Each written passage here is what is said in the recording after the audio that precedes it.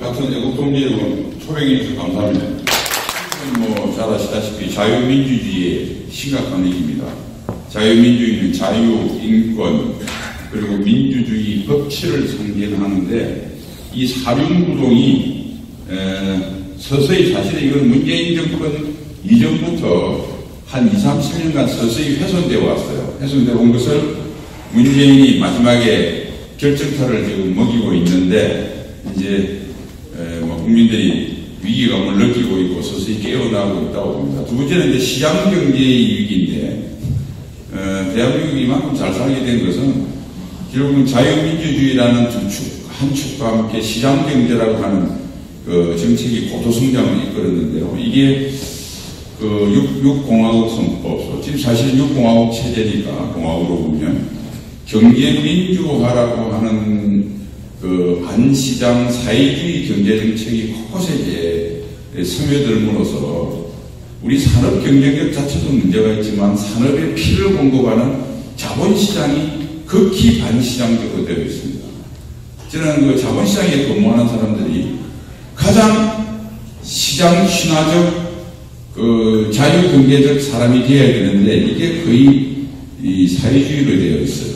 그래서 한국의 산업 경쟁력과 함께 이 자본시장의 이 경쟁력이 급격하게 훼손되어 있고 이제 노무현은 아예 다시 문재인은 아예 무슨 포용성장이니 이상한 소리를 해가면서 아예 사회주의 계획경제로 나아가고 있습니다. 이 두 가지가 큰 위기고요. 그 다음에 이제 결정적 위기가 우리 생명과 해당되는 위기가 안보적 위기입니다. 우리 안보는 우리 한국군 스스로 한국이 스스로 우리나라를 방해하겠다고 하는 자주국방 또는 자주안보태세라는 한 축과 한미동맹이라는 또 한 축, 그리고 이 두 축에 약간 보조받기가 저기 캐나다를 비롯한 전 세계 자유진영과의 어떤 공조, 연대, 따지고 보면 세 가지 축이죠. 이 세 가지 축을 또 급격하게 허물고 있습니다. 그래서 더 이상 설명을 안 해도 잘 아실 거고, 특히 9.19 군사 합의를 통해서 한국군은 더 이상 국민의 생명은 물론이거니와 자신의 생명도 지킬 수 없는 시스템으로 11일 출발했습니다. 아직까지는 수십 일 동안 이루어진 관행이 있으니까 부분적으로 하고 있지만 한 6개월 정도 지나면 정말 국군은 보이스카우트를 전락할 위기에 처해져 있습니다. 적을 볼 수도 없고요. 보고 난 뒤 때릴 수도 없습니다. 그래서 제가 신체 포기학사라고 한 이유가 무슨 눈이 없는 거죠. 눈과 귀가 없는 거죠. 보고 들을 수 없으니까. 보고 난 뒤 때릴 수 있는 팔다리가 없어졌습니다. 그 다음에 NLL부터 새해가 뻥 뚫림으로써 소위 갈비뼈가 다 나가버린 거죠. 그러니까 갈비뼈 없고 눈, 귀, 팔다리가 없는 인간이 과연 존재할 수 있겠는가. 갈비뼈가 보호하지 못하는 오장육부의 장기들이 정상 기능을 할 수 있겠는가. 이런 심각한 상태가 됐고, 이제 미국, 그 다음에 한미동맹인데, 한미동맹과 자유세계가 적어도 50대 50 지분으로서 대한민국을 지키고 있는데, 50%의 지분을 차지하고 있는 한국군이 안 지킬래 하면, 미국과 국제사회는 한국군이 빠져있으니까 한국 방위를 전담하든지 떠나든지 해야 될 겁니다. 떠나라는 소리죠. 전담해 줄 수는 없으니까. 자, 이렇게 문재인은 이것을 하고 있고, 이것을 평화라고 합니다. 문재인이 말하는 평화는 굴복을 이야기합니다. 학생들한테 전쟁이 좋아요, 평화야 좋아요 물어보면 당연히 다 평화라고 하는데, 이게도 계신 분도 마찬가지일 거예요.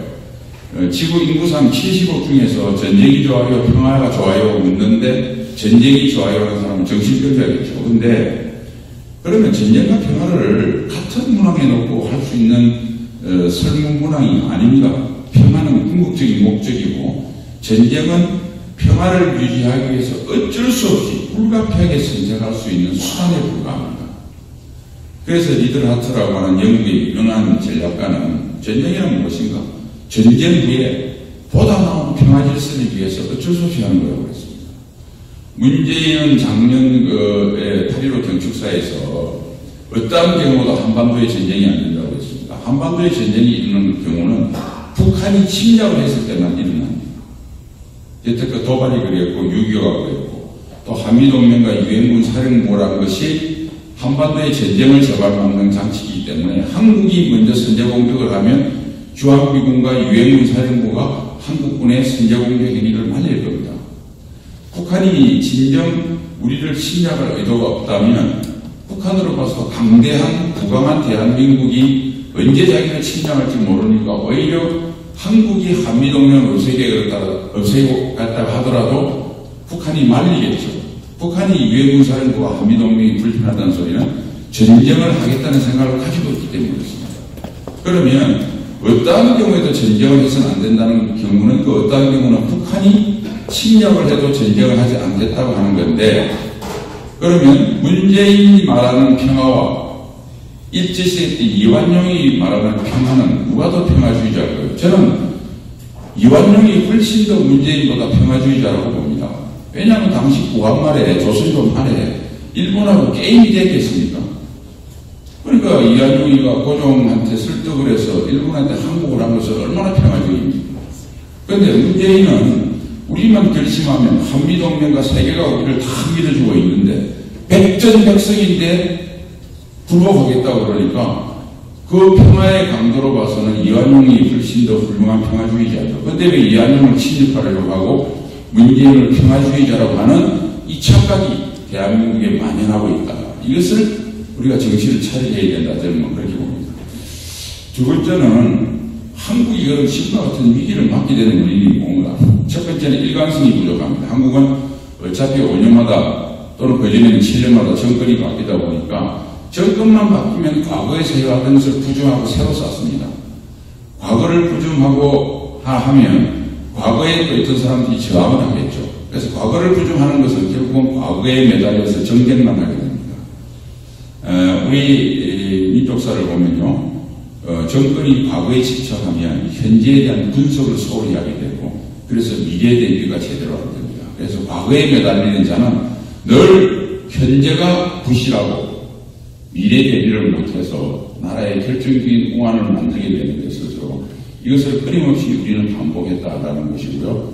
북한은 비록 허접하고 악의 세력이지만 나름대로 3대 세습을 통해서 일관성 있게 소위 남조선 혁명을 위한 정책을 끊임없이 폈습니다. 거기에 중요한 전략이 두 가지인데요. 하나가 통일전선 전술. 그러니까 다름을 찾는 게 아니라 같음을 찾습니다. 그러니까 적어도 김영삼 대통령 들어서기 이전에는 우리가 잘 아시다시피 박정희 대통령, 전두환, 노태우 대통령들은 군인으로서 어떻게 정변, 군사 쿠데타에 의해서 어떤 정권이 출범을 했습니다. 그러니까 그 정동선을 계속 공격한 거죠. 그러니까 군부 쿠데타를 반대하는 그는 완전하게 북한이 주장하는 간첩과 같은 간첩부터 서구식 사회주의자, 동구식 사회주의자, 그 다음에 나아가서 지금 캐나다나 미국과 같은 서구식 의회민주주의 기준으로 봐서 민주주의 성숙도가 훨씬 덜하다고 믿는 사람들까지가 망라가 됩니다. 이게 민주전선, 민족통일전선 전술입니다.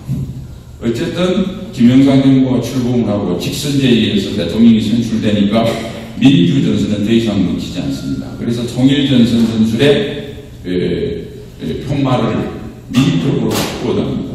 민족통일전선 전술.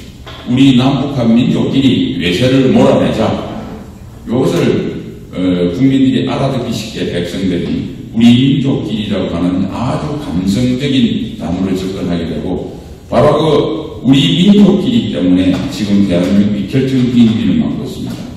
문재인 정부는 이렇게 이야기합니다. 지금까지 한미동맹과 튼튼한 자주국방태세로 안보를 유지해왔는데 세상이 바뀌었다. 우리 민족끼리가 한미동맹과 한국의 자주방위 역량을 대체할 수 있다. 그리고 그것보다 훨씬 효과적인 대체제다. 이렇게 국민을 속이고 있습니다. 역사상 제가 어디 강연 가서 그랬는데요. 스스로 자기를 지킬 수 있는 역량을 가지고 그게 모자라면 동맹을 맺어서 소위 군사적 균형을 유지해서 억제를 통해서 평화를 유지하고 그 다음에 만일 억제가 실패해서 적이 무모한 공격을 했을 때 최소한의 희생으로 전승을 해서 국민들에게 조금의 전쟁을 하면 희생이 있겠지만 전후에 훨씬 나은 평화를 주는 것이 인류 역사의 보편적인 기준이 되는 소위 컨벤셔널 위즈덤, 사회적 통념에 의해서 진리로 증명이 되어 있는 안보를 유지하는 방법입니다. 문제인식 안보 방법이 많이 성공한다면 홍해를 가른 모세의 기적보다 더 찬란한 기적이 될 것이다.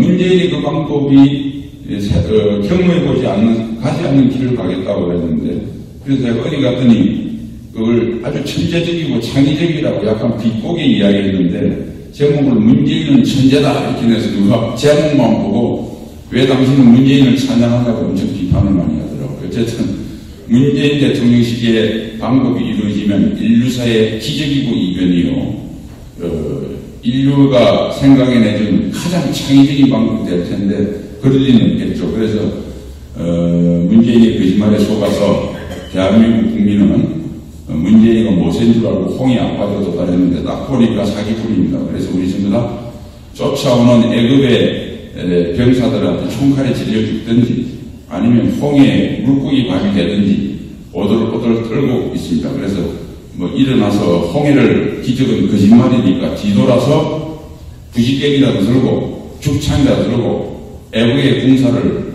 물리쳐야 되고 내친 김에 아예 이집트를 점령해서 통일을 해서 천년왕국을 세우는 것이 사는 길이다, 죽는다 사는 길이다, 이렇게 저는 생각합니다. 두 번째는 북한을 너무 경시했어요. 우리가 91년 12월 25일 날 소비에트 연방이 무너지니까, 그리고 남북한 경제 격차가 현격하게 나고 우리 한미동맹 우리를 도와주는 미국이 그야말로 슈퍼파워가 되니까 우리가 너무 빗장을 빨리 풀었습니다. 우리가 하나 착각을 하고 있는 것이 인류 역사의 전쟁사가 부자 나라가 가난한 나라를 이긴 거라고 착각하는 건데 한국 사람은 착각입니다. 왜 착각이 이러냐면 우리가 근대에서 눈을 뜨고 난 뒤에는 특히 6.25 이후에는 미국과 같이 했거든요. 미국은 늘 이겼거든요. 그러니까 부자 나라는 이기는구나. 그런데 실제로 제가 그 육군 생활할 때 전쟁사를 전공했습니다. 인류 전쟁사를 보면 90% 이상이 가난한 나라가 부자 나라를 이기는 겁니다. 동양은 인류의 문명은 대부분 북반구에서 일어나지 않습니까? 북반구의 북쪽은 춥고 척박한 지역입니다. 농업이 중심일 때 가난했죠. 그래서 배고픈 아싸 야인, 눈이 반짝반짝하고 오로지 먹을 것을 찾는 야인 늑대들입니다. 남쪽에는 물산이 풍부했죠. 그러니까 농업혁명이 나면서 사대 문명이라고 하는 것이 북반구의 대개 남쪽에 비옥한 지역에서 문명이 싹텄습니다. 그러니까 이게 좀 시간이 지나니까 와인 마시고 고기 먹고 그러다가 아주 나태해졌죠. 배부른 돼지가 됐습니다. 그러니까 인류 전쟁사는 가난하고 배고픈 늑대들이 부유하고 풍요에 취한 배부른 돼지들을 잡아먹은 게 인류 전쟁사입니다. 동양은 마적의 형태로 나타납니다. 좀 부드럽게 표현하면 기마민족이죠. 서양은 해적들입니다. 바이킹 같은. 이것들이 서양에서는 배를 타고 동양에서는 말을 타고 남쪽을 다 털어먹어서 나라를 나중에는 털어먹는 정도가 아니고 남쪽이 비리비리하면 아예 접수를 해서 왕국을 세웠습니다. 동양의 이 마적들은 힘이 뻗쳐서요. 서양을 3번 공격을 하는데 잘 아시는 흉노족이 들어가서 서양의 로마족을 멸망시키고 고대에서 중세를 열고요. 중세에서 건설하는 중간 10세기, 11세기에는 몽고족이 또 한 번, 몽고족이라는 마적대가 서양까지 덮칩니다. 마지막에 12, 13세기 이후에 돌글족, 투르크족이 또 마적질을 해서 중앙아시아에서 셀주크 터키를 세우고 마지막 중동까지 진출해서 오스만 터키를 세워서 1453년 동로마 제국을 끝냄으로써 서양은 중세에서 건설하는 겁니다. 그러니까 이게 서양이 큰 돈을 바꾼 거 동양의 마적대다. 그러니까 서양이 열받았죠. 이번에 해적대들이 배를 타고 동양을 싹쓸이합니다. 17세기부터 19세기 이 서세의 동경 무굴 제국을 멸망시키고 1840년 아편전쟁을 통해서 청나라를 굴복시키고 1840년 남경교역을 통해서 서양이 세계를 지배합니다. 그러니까 결국 가난한 나라들이 부자 나라를 틀은 겁니다. 여러분도 서세의 동경 때 서양 세력이 동양을 점거할 때 대개 18세기를 기준으로 서양이 잘 살아있었던 것 같죠. 통계를 보면 그렇지 않습니다. 인도의 물제국이 전 세계 GDP, 물론 지금처럼 GDP를 정확하게 볼 수는 있는 거 아닌데, 얼추 추산이 전 세계 GDP의 20%를 무굴제국이 인도가 생산했습니다. 전 세계 GDP의 35% 내지 40%를 청나라가 했어요. 그러니까 인도하고 중국이 전 세계 GDP 60% 한 겁니다. 서양 애들이 가난해서 뭐 갖고 싶은 게 많아서 처음에 경료를 갖고 싶어서 차를 갖고 싶어서 이렇게 동양을 한 겁니다. 그러니까 부유한 동양이 오로지 가난하지만은 군사력이 튼실한 서양한테 먹힌 게 우리가 건세사입니다. 그런데 이 건세사에서 동양을 털어먹은 서양은 생각이 그 오랜 내전과 전쟁의 과정을 통해서 상무정신이 충실했어요. 정신이 건강했죠. 그래서 20세기 이후에 미국이나 그 후예들이 가난한 나라 못지않게 건강이, 정신이 튼튼했기 때문에 이긴 겁니다. 그러니까 미국과 일본의 싸움에서 경제력 격차 때문에 미국이 태평양에서 이긴 게 아니고요. 일본 못지않게 미국인의 정신 상태가 건강했습니다. 그러니까 정신 상태가 차별이 없으니까 다음은 경제력 격차가 전투의 승패를 좌우하겠죠. 그래서 정신력이 먼저고 경제력은 다합니다. 그런데 우리는 좀 잘 산다고 국방력도 소홀히 하고 정신 상태도 소홀히 하고 돈이 많으니까 내가 부자니까 저 가난뱅이한테 지겠느냐고 하는 인류 전쟁사의 교훈을 잘못 해석하게 되는 과오를 범한 것입니다. 세 번째가요. 저는 그렇게 봅니다. 이 91년 12월 25일 날 냉전이 붕괴됐는데요. 한반도에도 냉전이 붕괴되어 있는 것처럼 착각을 하기 시작해요. 냉전이라는 게 뭐냐? 냉전과 대탕트는 다른 겁니다. 미국 같은 경우는 68년까지는 오리지널 냉전이었어요. 근데 69년도 공화당 닉슨 정부가 들어서서 잘 아시는 닉슨 닥트린을 하면서 소련하고 대화를 시작합니다. 그거를 우리가 대탕트라고 그러죠. 그리고 72년도 솔트 전략무기 제한 협정을 맺습니다. 그게 이게 한 10년 갔어요. 근데 카터 정부 말기에 소련이 아프간을 침공하자 다시 신냉전이라고 돌아갔는데 이 대탕트는 냉전의 한 부분입니다. 그러니까 오리지널 냉전은 서로 철저히 대립하는 것이고 대탕트는 대립을 하면서도 한편 교류 협력을 하는 것입니다. 그러면 냉전 붕괴를 우리가 언제 이야기하느냐? 69년도에 닉슨 닥트린을 통해서 공산군과 교류 협력을 할 때 냉전 붕괴라고 합니까? 그렇게 안 하잖아요. 소련이 붕괴됐기 때문에 냉전 붕괴라고 합니다. 소련의 붕괴는 뭐냐면 소련의 사회주의 시스템이 완전히 붕괴돼서 자유민주주의처럼 대통령을 선거로 만들고 시장 경제를 받아들인 것을 냉전 붕괴라고 합니다. 냉전 붕괴는 한쪽이 완전히 내려앉아서 자유민주주의와 시장 경제를 받아들인 걸 붕괴라고 합니다. 그런데 한반도에는 전혀 그런 상황이 안 일어났죠. 조금 북한이 약해지고 곧 이어서 김대중 정부가 들어서서 교류 협력을 합니다. 이건 대탕트입니다. 대탕트와 냉전 붕괴를 착각을 하게 돼 있는. 그래서 한반도에는 냉전 부대가 그대로인데 한반도의 냉전 구도가 살아있다는 사람을 냉전 수구 꼴통으로 소위 프레임을 잘못 씌워서 북한에 대한 모든 빗장을 열어버리는 결정적인 과오를 반복하는 것이 우리가 이런 사태를 만들었다. 마지막에는 이제 저는 공세와 수세라고 생각하는데 우리는 현상 유지를 합니다. 남북한이 공존하고 휴전선이 그대로 있고 뭐 경제 개발하고 뭐 이 정도 살자. 그렇게 하면 잘 아시겠지만 현상을 유지하겠다는 사람한테는 절대 미래가 없습니다. 현상을 유지하겠다고 생각하는 순간 인간의 뇌는 활성화되지 못합니다. 인간의 뇌는 공세적으로 현상을 타파하겠다는 생각을 가질 때 뇌가 활성화됩니다. 이게 이스라엘이 창의적인 방법이 나온 거고요. 미국이 세계 1등 자리에서도 계속 1등을 유지할 수 있도록 끊임없이 대전쟁을 하고 새로운 이민을 받아들이고 새로운 리프레시를 하는 것들이 바로 이러한 겁니다. 이런 말이 있습니다. 토마스 칼라이라고 하는 이 사람이 이제 1851년도 물론 그 전에 태어났는데 영웅숭배론이라는 책을 쓴 것이 1851년도에 있었는데요. 1851년도가 영국이 어떤 해냐? 아까 말한 대로 1840년 남경조약으로 세계가 1등이 되는 해입니다.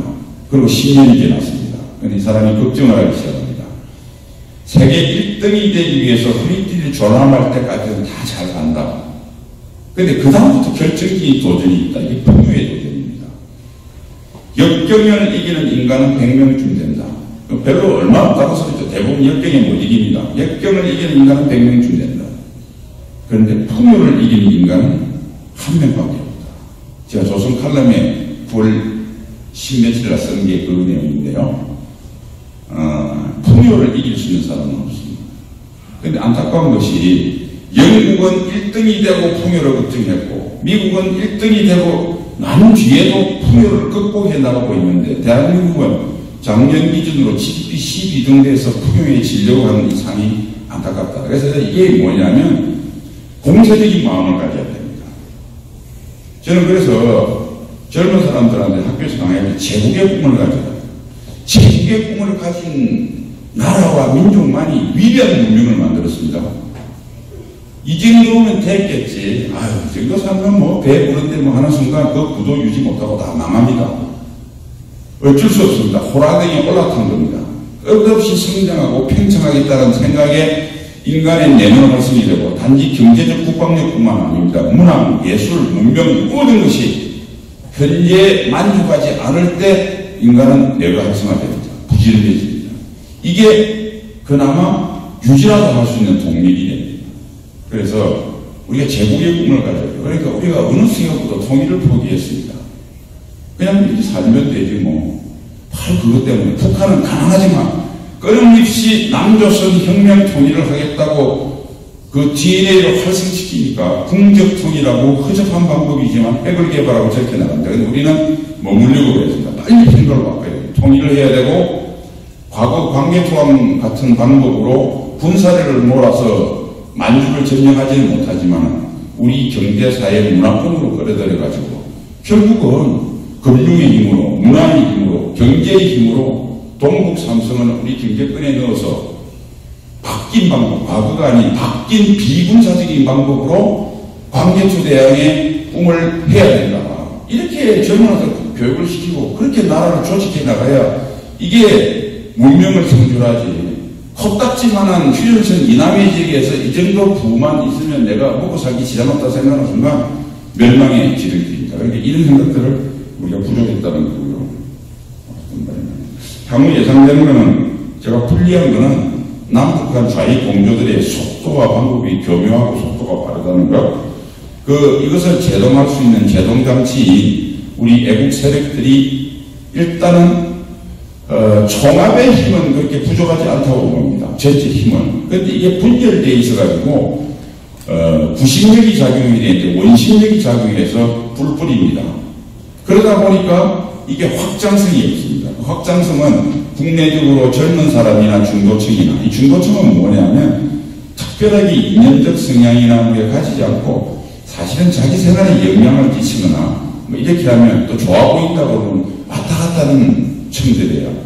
이 사람들을 이 중간계에서의 승부를 누가 내느냐에 따라서 결국은 정치적 승부가 바뀌는데 이게 확장이 안 됩니다. 그 다음에 아까도 이렇게 말씀하셨는데 우리 자리에서 사실 김정은 인류의 반문명, 반지성, 반자유 이거는 태어났어야 될 악이거든요. 그 악을 체제를 인정해 주겠다 공조를 하는 것 역시 악입니다. 나쁜 짓을 하는 놈도 나쁜 놈이지만 나쁜 짓을 좋은 짓이라고 뜯은 놈은 더 나쁜 놈입니다. 그런데 이 두 가지 이런 문제에 대해서 우리가 분명하게 대외적으로 확장을 시켜서 정말 김정은과 문재인의 야합을 반문명, 자유문명의 적으로 우리가 규정을 해야 되는데 이게 확장이 안 됩니다. 내부적으로 우리끼리 싸우니까 우리끼리 싸우느라고 밖에 이야기할 틈이 없어요. 동인서인 싸우느라고 일본군 대전 못하듯이 비슷한 상황이 벌어진 겁니다. 여기에 이제 우리가 좀 불리한 점이고요. 이게 계속되면 뭐 그게 없죠. 그런데 이게 계속 아직까지는 이것을 결정적으로 전환시킬 터닝 포인트를 찾지 못하고 있다는 게 두 번째 우리의 불리한 점이고, 그 다음에 군사합의서를 의해서 우리가 한국 무장을 해제하니까 이게 김정은한테 새로운 훌륭한 전략적 카드가 하나 줬어요. 전통적으로 북한이 대한민국을 굴복시키는 것은 주한미군이 떠나야 됩니다. 그래야 핵무기를 꺼내서 굴복을 시키든지 그때까지 저항하겠다고 그러면 군사적 승리를 통해서 즉 강제적으로 대한민국을 점령하든지 해서 적화통일을 완성하는 전통적인 모델 외에 미리 대문을 열어줌으로써 주한미군 철수하기 전에도 북한군 특수대가 예컨대 앞으로 6개월 내지 1년 후에 정말 이 감시를 못하는 것이 고차가 돼서 진짜 못 볼 때 어느 날 밤에 안개 낀 날 밤에 몇만 명을 수도 서울에 집어넣어서 미국한테 주한미군부터 미국 일반 시민까지 30만이 수도권에 살고 있는데 안전하게 철수시킬 테니까 한반도를 떠나라. 그럼 문재인은 미국 떠나면 북한이 물러나겠다고 그러니까 평화적으로 해결할게. 사실상 고려민주주의 망대를 그때 선언하면서 사실상 불복을 할 수 있는 그것도 사실은 김정은이한테 굉장히 리스크죠. 만약 미국이 그 지혜를 받아들이지 않고 나는 그렇게 이 말 듣고 사실상 이렇게 창피하게 나갔다가는 글로벌 리더십이 깨지니까 난 그렇게 못하겠다 해서 어마어마하게 폭포를 할 수 있는 개연성이 있죠. 그런데 사실은 김정은도 리스크가 있는데도 불구하고 혹시 마지막에 몰려서 이런 카드를 쓴다고 그러면 카드를 쓸 수 있는 빌미, 여력을 만들어준 것이 이번에 문재인이 평양에 가서 추석 선물로 김정은한테 준 아주 중요한 선물입니다. 이런 것들이 한 세 가지가 우리한테 불리하고 저는 우리한테 유리한 점도 있다고 생각합니다. 남북 좌익들이 뭔가 마음이 급해서 얼마나 추도하겠습니까? 이게 만약 자기들 계획대로 안 되면 김정은은 멸망의 길을 부자가 3대 못 가서 멸한다는 딱 3대거든요. 북한 체제가 망할 수 있고 문재인의 일파들의 반역죄는 돈 몇십억 몇백억 넘어서 감옥에 들어가는 게 아닙니다. 이게 다 사형되는 죄들이에요. 그러니까 얘네들도 호랑이등에 올라탔습니다. 그래서 무리하게 속도를 내고 있어요. 그런데 얘네들도 이 속도로 운전해본 경험이 있거든요. 그 속도를 보는 우리도 당황스럽지만 운전대 앉은 얘도 당황스러워. 시속 20, 30km만 동네에서 슬슬슬 모르고 있다가 아우디 벤츠를 타고 지금 200km 고속도로 올려서 세게 밟고 있는데 도로랑 표적 하나만 나타내면 바로 정복합니다. 언제 정복할지 모르겠지만 남북 좌익들의 과속은 늘 정복에 심각한 정복에 리스크를 늘 다루고 산다. 이게 우리한테 첫 번째 기회입니다. 두 번째 기회는 우리 우파들이 우리 대한민국을 사랑하는 자유민주 세력들이 지금까지는 이렇게 분열되어 있고 했는데 슬슬 단결 조짐이 나오고 있습니다. 거기에 우리 예비역 모임들이 단결시키는 데 하나의 중요한 기폭제가 되기 위해서 저희들이 여러 가지 지금 구상을 하고 있고요. 지금 서울에서 부지런히 역대 장관님들하고 중간에 되시는 분들이 지금 계속 조직을 만들고 있습니다. 내년 1월 중순이면 미리 어떤 분들은 빨리 좀 안 나오나 조직 가능한데 물론 빨리 하면 좋겠지만 너무 서둘다 보면 지금 분열된 판에 충분한 준비와 맷집을 키워놓지 않고 잘못 들어가게 되면 완화부 대응에 휩쓸려가지고 아무 의미가 없어집니다. 그러니까 어차피 한두 달 해서 그 탕류의 물결을 주도하지 못할 때 탕류에 뛰어들면 물살에 휩쓸려 의미 없이 죽으니 그 물결을 바꿀 수 있는 힘을 가질 때 나가는데 대략적으로 저는 출범을 1월 그리고 시민사회 애국세력과 연대를 3월 중으로 목표로 저희들이 하고 있다는 말씀을 드리고요. 그거는 이제 결과가 나올 때마다 아마 여러분이 접하게 될 겁니다. 그리고 이제 그걸 기초로 해서 확장해야 되는데 우리 애국 시민 세력들이 이것을 지금 문재인의 실정에 의해서 젊은 사람들이 점점 부어갑니다. 소상공인부터 알바를 하는 대학생 이런 사람들을 우리가 품어야 돼요. 그러니까 그런 사람들을 다 품을 수 있는 전체가 공유할 수 있는 우리가 가치관을 만들어야 되거든요. 그래야 들어올 룸이 생기지 우리가 태극기를 흔들면서 소수로 탄결되어 있던 이 아젠다만 가지고 그 사람들하고 물과 기름처럼 섞일 수가 없어요. 그러면 대세를 만들지 못합니다. 그러니까 공통의 아젠다를 통일전선전술을 여기에 위해서 만들어야 되는 되는 거고, 요거는 이제 저희 준비를 할 수 있는 여건이 되어가고 있다는 거죠. 그 다음에 미국이 변하고 있습니다. 설명이 굉장히 복잡해서 아주 간략하게 이야기하면, 올해 중간선거라기 때문에, 비즈니스맨적인 그 달란트가 아주 많은 트럼프 대통령이 북한과 어떤 쇼를 하는 것이 중간선거의 중요한 마케팅이 되겠다고 올해 한 해를 끌어왔습니다. 그런데 마케팅 기간이 끝났어요. 이 물건이 이제 배송되어서 내년에 미국 국민들한테 배달되는 시간입니다. 내년까지도 마케팅을 할 수는 없어요. 이미 주문이 끝났기 때문에. 그러면 북한의 비핵화라고 하는 물건이 내일 미국 가정에 미국 국민한테 배달이 됩니다. 그런데 우리가 다 친잡하듯이 이거 짝퉁이거든요. 북한이 비핵화할 게 있겠습니까? 그러면 트럼프 대통령이 남겨놓은 마음은 두 가지입니다. 하여튼 짧은 시간이지만 김정은이 목을 비틀든지 뭘 해서 진짜 명품을 내년에 배달하든지, 아니면 이게 짝퉁이 배달되면 블레임 해야 될 거 아닙니까? 나는 분명히 명품을 샀는데 정확하게 확인도 했고 미국 국민의 약속한 것을 제대로 샀는데 배달 사고가 났다. 배달 사고를 낸 사람이 누구냐? 이미 올해 계속 이야기했던 시진핑이고, 두 번째 차마 시진핑이하고 미중 간의 패권 경쟁 속에서 우리 편의 전열을 흐트리는 모습을 적에게 보여주기 싫어서 말은 못했는데 문이다.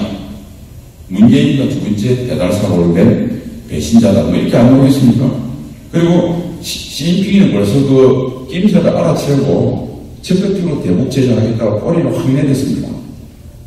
그런데 우리 눈치 없으신 문재인 대통령께서는 온 동네 돌아가면서 미국이 블레임할 수 있는 충분한 관련 근거를 다 제공해놨어요. 유럽 돌아다니고 어디 돌아가서 제재해달라고. 그러니까 트럼프 대통령이 이야기하기 쉽죠. 다 됐는데 주인이 제꾸렸다. 그래서 배달사고 난 것이다. 미국 국민이 트럼프 대통령이 말하는 블레임을 받아들여줄지 안 받아들일지 모르겠는데, 받아들이면 트럼프 대통령은 재선하는 거고요. 네가 속한 거야 하고 미국 국민이 안 받아들이면 재선 가도 어려울 거고, 재선 가도 어렵다고 그러면 공화당은 후보를 바꾸거나 아니면 민주당한테 지거나 이렇게 되겠죠. 그러니까 트럼프 대통령은 내년에 선거가 없는 내년에 결정적으로 미중 패권과 관련돼서 중국의 한국과 북한의 비핵화를 제대로 된 이란보다 훨씬 훌륭한 결과를 내면 어쩐지, 그렇지 못한 이유를 충분히 들어야 될 정치적 수요가 생긴 겁니다. 여기서 트럼프 대통령이 성공하지 못하면 제가 봐서는 2020년에 재선은 어렵다. 이게 우리한테는 유리한 국면이라 저는 그렇게 보고요. 마지막으로 북이 체제주의 자신감이 없습니다. 가만히 생각해 보십시오. 우리는 이 평화쇼 때문에 우리 대한민국이 흔들흔들하는 것 같습니다. 우리는 공개된 사회니까 흔들거림이 잘 표출이 되고요. 제가 봐서 북한은 더 흔들리는 것 같아요. 만약 북한이 체제주의 자신감이 있으면 아직까지 핵리스트 제공해줘도 우리가 육자회담 때 9.19 공동성명할 때 핵리스트 북한이 낸 게 제대로 냈느냐 안 됐느냐 그거 왔다 갔다 하면 1, 2년 금방 지납니다. 그 리스트 가지고 현장 가서 이게 있네 없네 현물을 따지다 보면 2, 3년 또 금방 가요. 그러면 주워놓고 종전선언하고 한 5년 진료 끄면 남조선이 그냥 알아서 무너질 텐데 주한미군이 철수하고 왜 그걸 못할까? 자기 체제가 불안합니다. 북한 체제는 어떻게 유지됐냐면 고난의 행군을 넘으면서 핵무기를 개발하고 우리가 핵을 왜 개발하느냐? 이게 없으면 오늘 밤 당장이라도 미제가 침략한다. 이렇게 떠들었어요. 그래서 핵을 가지게 되면 미제가 더 이상 침략을 하지 못하고 남조선을 비롯해서 우리 정예의 복음이 무서워서 바리바리 싸들고 엄청난 금은보화를 갖고 올 것이다. 그러니까 좀 참아라. 이렇게 공간을 쳐댔는데 올해 드디어 작년에 핵무장 선언을 하고 올해 4월 20일 날 4.13 핵보유국 선언하고 그러다 보니까 진짜 북한 주민들이 보니까 시진핑이가 대우해주고 트럼프 대통령이 어깨를 두들기고 사랑에 빠졌다고 그러고 어마어마하게 난리가 났거든요. 야, 그러니까 이제는 밤에 그렇게 스트레스 받아가 하면서 노력도 안 해도 뭐 되겠구만. 그리고 돈이 들어온다고 돈이 왜 안 들어오지? 그러니까 북한은 들어오려고 이렇게 생각하면 돈은 안 들어오고 오늘 밤 당장 치들어올 것 같은 이제는 치들어올 가능성이 없어진 상태가 되니까 이게 뭐지? 그러니까 저는 이게 분명합니다. 남북 군사합의서는 앞으로 잘 보면 6개월 정상적인 상태면 2 내지 3년, 3 내지 4년 후에 쓰일 카드인데 좀 중장기 카드죠. 북한한테 위험성 보기에는 당장 필요하면 표시거든요. 이게 안 들어오는 거예요. 그러니까 돈 안 들어오는데 내가 계속 왔다 갔다 해서 평화쇼 해주면 남조선이 화장참 나보다 빨리 무너지면 그것도 해보려고 하는데 지가 죽을 판이거든요. 그러니까 내년 두고 보십시오. 김정은은 비핵화를 하지 않는 상태에서 국제제재가 계속되면 다시 일정 정도의 군사적 긴장을 조성을 해서 북한 체제를 단속해야 될 정치적 수요가 생깁니다. 제가 봐서 제일 곤란하게 된 것은 문제입니다. 김정은도 옛날로 돌아가서 체제를 유지한 정치적 수요와 비핵화 자기가 사기당하지 않고 누가 배달 사고를 냈다고 해서 블레임을 해야 되는 트럼프 대통령이 정치적 수요가 만나면 김정은과 문재인한테 굉장히 불리한 구조가 되고 이게 바로 우리가 이용할 수 있는 위험 국면이다 저는 그렇게 봅니다. 우리가 어떻게 해야 되느냐 하여튼 가치관을 정립을 해야 되는데요. 저는 어디 가면 그런 이야기 합니다. 자유민주주의 말이 복잡하니까 프리덤, 자유, 시장경제, 시장, 마켓 그리고 시큐리티는 우리가 동맹하고 배차관이 있으니까 그래서 자유, 시장, 안보 좀 더 나가면 대중화할 때는 미국산 앞에서는 온라인에서 동맹 이게 세계 우리가 추구할 가치다. 그런데 이게 기존 있는 가치와 뭐가 다르나? 근데 그 디테일한 건 틀립니다. 우리 대한민국은 자유민주주의 국가가 아니라 거의 사회민주주의 국가가 되어버리고요. 아까도 말씀드렸다시피 반시장적인 정책입니다. 요걸 친시장적으로 바꿔야 됩니다. 그리고 우리는 끊임없이 허황된 가짜 평화에 속아서 안보태세에 허물어 왔습니다. 이것을 제대로 만들어야 돼요. 그래야 북한이 망하고 난 뒤도 5천년 민족 순환사가 증명하듯이 900여 몇십 번의 외침을 받은 나라인데 우리가 튼튼한 자강 안보와 동맹이 없이 어떻게 놉니까? 우리가 최근 70년간의 민족사의 기적을 이룬 번영은 안보가 튼튼했기 때문 아닙니까? 이런 것들을 해야 되고요. 북핵 문제는 사람들과 다른데 저는 해결할 수 있다고 봅니다. 왜냐하면 북한은 핵이 생명과 같습니다. 북한이 핵에 의해서 생명이 위태로우면 내려놓을 겁니다. 그러니까 북한의 평화적 해결은 북한이 핵을 평화적으로 내려놓겠다고 협상의 진정으로 임할 때 시작이 되는 건데요. 그래서 협상의 시작은 북한이 지고 있습니다. 그런데 북한이 평화적으로 핵을 내려놓게 하려면 북한이 견딜 수 없는 조건 하에 생겨야 됩니다. 북한이 견딜 수 있는 조건은 경제적 질식 상태를 만들어야 합니다. 경제적 질식 상태는 미국이 직접 할 수 없어요. 통상의 90%를 장악하는 중국을 통해서 해야 됩니다. 그리고도 언제든지 군사 공격의 가능성을 열어놔야 됩니다. 그러나 북한은 견디지 못합니다. 그 다음에 중국은 그 상태가 되면 북한을 감싸면서 얻는 이득보다 손실이 훨씬 크다고 느껴서 북한이 전략적 자산이 아닌 전략적 부채가 될 겁니다. 중국의 이렇게 입장이 생포이 바뀌면 북한은 핵이 생명을 보호하는 정의의 보금이 아니라 생명을 재촉하는 죽음의 독배가 될 겁니다. 그럴 때 진지한 핵폐기가 시작될 거고요. 그 다음에 북한이 핵을 가지고 있다는 것을 우리가 소위 카드로 해서 우리가 자위권 핵무장이라든지 그 다음에 미국과 한미 원자력 기침을 적어도 일본 수준으로 높여서 적어도 일주일 내지 한 달 이내에 핵 무장국이 될 수 있는 잠재력을 높여야 되고 그 중간 단계로서 나토와 같은 한미 핵 공유체제, 미국의 핵을 한국, 미국이 의사결정에 50대 50으로 참여하는 그래서 지금 한미연합 방위체제와 같이 지금 한미연합 방위체제는 핵을 제외한 재래식 전략만 연합으로 공유하는 겁니다. 이것을 핵까지 끌어내는 소위 한미연합 방위체제, 한미동맹을 한층 업그레이드 시키는 이걸 할 수 있는 거고요.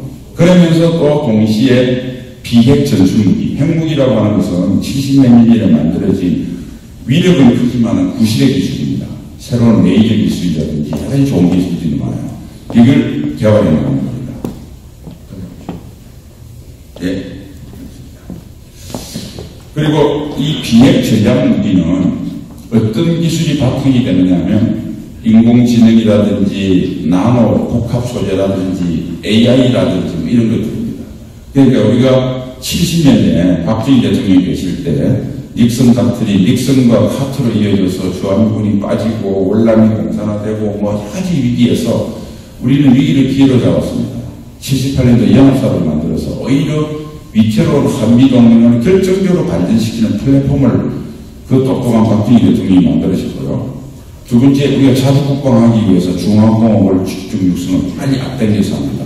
향토의 명문을 만듭니다. 민간군 통합방위체제를 만듭니다. 학도국단을 만듭니다. 그때 많은 국가 제도를 만들었어요. 이게 대한민국의 안정과 번영을 맞추는 훌륭한 70년대 반전을 위기를 기회로 만들었거든요. 우리가 지금 만들면 되는 거예요. 아까 연합사를 만드는 것처럼 한미 핵공유체제를 만들고요.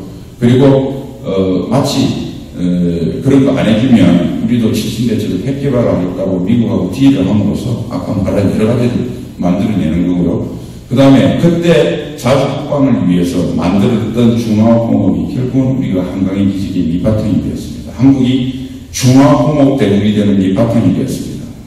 제2의 자주국방 노력을 바치는 이런 첨단 산업들은 제2의 한강 기적을 만드는 밑바탕이 될 것이고 이것은 한국이 새로운 성장 동력이 될 것이고 우리 아들, 손자, 손녀들한테 좋은 양질의 일자리를 대량으로 제공하게 될 겁니다. 그래서 특히 이번에 하는 제2의 한강의 기적은 인류가 아무도 가보지 않은 길입니다. 70년대 한 것은 이미 갔던 길을 뺏기는 거였거든요. 이 말은 무슨 말이냐면 여기서 성공하면 우리도 18세기, 19세기 영국처럼 자그마한 나라가 세계를 우리라고 호령 못합니까? 제국의 꿈을 만들 수 있는 기반을 만들어줬어요. 좋은 지도력만 만듭니다. 저는 그렇게 생각합니다. 우리가 공세지기가 된다. 제국의 꿈을 가져야 된다. 통일이 돼야 된다. 나아가서 우리가 제국의 꿈을 젊은이들이 가져야 된다 말씀을 드리면서 당면한 통일에 대해서 제가 어떻게 해야 되느냐 한 가지로 하면서 이야기 끝내겠습니다. 저는 총한방 안 쏘고 미국이 소련을 굴복을 붕괴를 시킨 예를 들어서 미국이 썼던 전략을 잠깐 소개하겠습니다. 소련을 붕괴시킨 데 위대한 미국의 세 명의 대통령이 있습니다. 트루만 대통령이 기본 판을 짰습니다. 이걸 트루만 닥터린이라고 합니다. 그 다음에 두 번째, 미국의 여러 가지 경제가 어려워지니까 60년대 초중반 미국의 힘이 약해지니까 이것을 또 신의 한수로 한 방에 뒤엎는 것이 닉슨 닥터린, 닉슨 대통령입니다. 그래서 아시아에서 또는 다른 지역에서 미국이 과도한 계획을 위해서 미국의 국력이 소진돼서 제2의 적인 소련이 있는 서유럽에 미국의 힘이 약해집니다. 그러니까 나머지 지역에 계획을 줄이고 서유럽에 집중을 합니다. 이 중에서 가장 돈 먹는 하마이 월남으로 손절매를 하고 아시아에서 소련의 평창을 중국이라고 하는 적의 적인 친구라고 핑퐁 외교를 통해서 중국을 딱 우리 편으로 끌어들여서 대소 전략적 균형을 확 바꿔버립니다. 이것은 마지막 레이건 대통령과 얼마 전에 돌아가신 부시 대통령이 합작으로 날려버립니다. 어떻게 날리냐? 첫 번째, 외교적인 수단. 우리 자유세계는 단결시킵니다. 공산권은 분열시키죠. 특히 애매한 위치의 중동을 소련이 마치 아프간 침공한 것을 기하로 중동이 원래 반미 친소 경향이 있었는데 이것을 친미 경향으로 바꿔서 아프간을 미국이 월남에서 고생했던 것처럼 소련을 고생시킵니다. 이게 첫 번째고요. 두 번째는 인텔리전스 홍보 심리전인데 이게 우리 이규복 회장님이 주도한 인권입니다. 레이건 대통령은 소련의 악의 제국이라고 했습니다. 그러니까 당황한 브레즈네프가 그리고 서방권이 계속 소련의 인권 문제를 공격했죠. 당황한 브레즈네프가 나 그렇게 나쁜 놈 아니야. 그래서 솔제니슨도 석방을 시키고요. 폴란드 자유노도 바이엔사로 탄압을 못합니다. 그러니까 나쁜 남자가 진짜 착한 남자가 되든지 아니면 원래 조폭처럼 살아가든지 해야 되는데 어중간하게 조폭이 착한 남자인 척 하다가 위기가 오는 거거든요. 소련이 딱 그 짝이 났습니다. 세 번째가 SDI 전략방위부사. 미래의 핵미사일을 쏘는 우주에서 레이저로 녹여버리겠다. 지금까지 안 됐거든요. 속된 그때 말로도 약간 신임이었습니다. 소련은 당황해서 국방비를 두세 배 정해가다가 아주 살림이 거들났습니다. 마지막이 소련의 지금도 그렇지만 석유, 가스처럼 소련의 국가재정의 70%를 담당하는 조유가 정책을 펴서요. 1, 2차 올쇼 때문에 고유가됐죠. 80년대 1배럴에 36달러 된 것을 북해산 브렌트유에 투자를 해서 86년도에 1배럴에 10달러로 떨어뜨립니다. 소련이 89년도에 경제적으로 파산하고 91년도에 해체됐습니다. 똑같습니다. 우리는 북한과를 문명대 반문명구도로 만들어야 됩니다. 외교적으로. 그리고 북한 인권 문제를 거룩하면서 북한의 악의 축 아니고 더 심함으로 악의 축으로 만들어야 합니다. 계속 악의 축으로 인권 문제를 거듭하면 김정은은 아마 착한 남자인 척 하지 않을 수 없게 될 겁니다. 그게 김정은한테 브레즈네프가 맞이했던 소련의 위기처럼 결정적인 위기를 맞이해야 될 겁니다. 그 다음에 우리가 핵공유 시절을 비롯한 여러 가지로 한미동맹을 더 튼튼히 만들고 자주국방을 세게 만들 겁니다. 그러면 중국은 고민할 겁니다. 이거 그대로 북한의 핵을 방치하다가는 아시아판 나토가 생기면 나토의 것은 소연방에 해체듯이 중국의 해체를 가져올지 모르겠다. 북한처럼 그냥 핵을 그냥 둬서는 안 되겠다. 북한의 전략적인 보호를 바꿀 겁니다. 그리고 대한민국은 역시 인도태평양 전략 속에서 튼튼해지는 거고요. 그리고 마지막에 경제적 질서 상태를 만들어서 북한의 변화를 유도하는 것이 우리가 가장 손쉬운 통일이 될 것이다. 그 통일의 힘으로 우리가 더 뻗어나가는 제국을 만들어 나가자. 이런 꿈들을 우리 아들 세대한테, 우리 자식, 손자들 세대한테 알려줘야 된다. 이렇게 생각하고 말을 너무 급히 빨리 했습니다. 이상 말씀드리겠습니다.